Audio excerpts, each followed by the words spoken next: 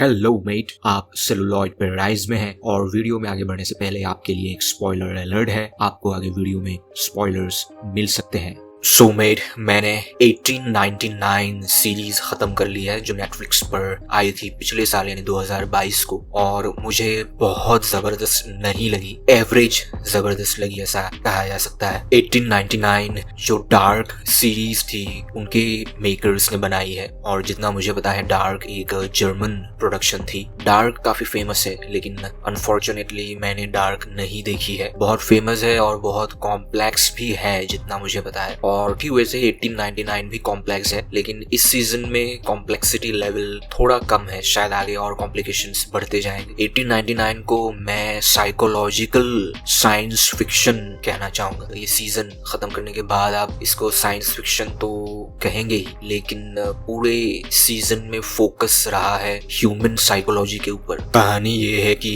Great Britain से एक ship, एक जहाज अमेरिका की ओर बढ़ रहा है समंदर में, और इस जहाज में अलग अलग देशों के अलग अलग लोग हैं, अलग अलग कैरेक्टर्स हमें इस सीरीज में दिखते हैं जो अलग अलग देशों से हैं और अलग अलग लैंग्वेज वो लोग यूज करते हैं। और उस शिप में टोटल 1000 से भी ज्यादा लोग हैं, लेकिन सेंट्रल कैरेक्टर्स लगभग 15 के आसपास आपको सेंट्रल कैरेक्टर्स मिलेंगे जिनकी अलग अलग बैक स्टोरी है, और ये सभी लोग अमेरिका जाना चाहते हैं। अपने पास्ट में कुछ इंसिडेंट्स रहे हैं सबके, जिस वजह से ये लोग एक तरह से अमेरिका भाग रहे हैं। दो कैरेक्टर्स काफी ज्यादा सेंट्रलाइज किए गए हैं, एक है मोरा फ्रैंकलिन और एक है आइक। अब आइक इस शिप के कैप्टन है और मोरा एक मेडिकल स्टूडेंट है ये कह सकते हैं, या फिर डॉक्टर है। वो मैं इसलिए कह सकते हैं बोल रहा हूँ क्योंकि कहानी की टाइमलाइन है 1899, तो 1900 सेंचुरी कहा जाएगा। तो 1899 में औरतों को बहुत ज्यादा पढ़ाई करना अलाउ नहीं था, तो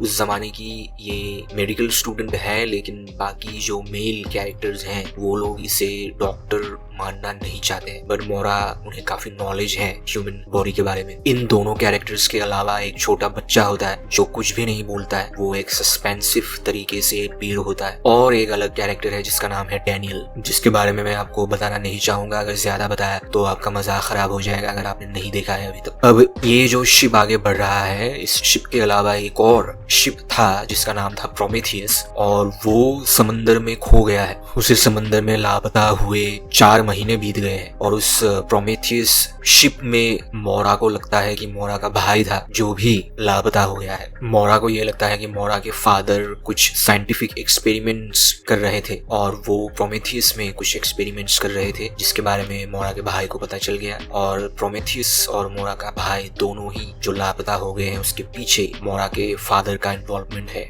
अब बात यह है कि हर एपिसोड के शुरुआत में जो सेंट्रल कैरेक्टर्स हैं उनकी बैक स्टोरीज थोड़ी थोड़ी दिखाई जाती है, और उन कैरेक्टर्स को एक फीमेल कैरेक्टर वेकअप बोलती है, और वो लोग नींद से जाग जाते हैं और वो प्रेजेंट डे में शिप के अंदर होते हैं। यहाँ तक ठीक था, लेकिन धीरे धीरे जैसे सीरीज आगे बढ़ती है हमें ये पता चलता है कि एक्चुअल में वो लोग शायद शिप में नहीं है, एक्चुअल में शायद ये एक इल्यूजन है, और उनके दिमाग में जो उनकी मेमोरीज हैं उन मेमोरीज को रिक्रिएट किया गया है इस शिप के अंदर। और ये भी हो सकता है कि शायद ये शिप ही नहीं है, ये ओशन ही नहीं है, ये सब कुछ उनके दिमाग में हो रहा है। इसी सस्पेंस को लेकर सीरीज आगे बढ़ती है। पहले 3 एपिसोड अगर आप पार कर जाते हैं तो आप सीरीज को खत्म कर पाएंगे। पहले 3 एपिसोड बहुत स्लो है और कुछ भी आइडिया नहीं होता है कि आखिर हो क्या रहा है, जो बोर कर जाती है थोड़ा बहुत। उस बोरियत को अगर आप झेल पाए तभी आप इस सीरीज को खत्म कर पाएंगे। एक और नेगेटिव पॉइंट ये है कि इस सीरीज में कुछ भी नहीं दिखाया गया है एक तरह से। ये एक्सपेरिमेंट क्या है, ये एक्सपेरिमेंट कौन कर रहा है, क्यों कर रहा है, ये सब रिवील नहीं किया गया है। ये सब नेक्स्ट सीजन्स के लिए रखे गए हैं। 4, 5 और 6 ये 3 एपिसोड्स थोड़ा बहुत एंगेजमेंट बढ़ाते हैं, एक्साइटमेंट फील होता है, लेकिन 7 और 8 एपिसोड फिर से डिसअपॉइंट करता है, कुछ भी रिवील नहीं होता है। और इस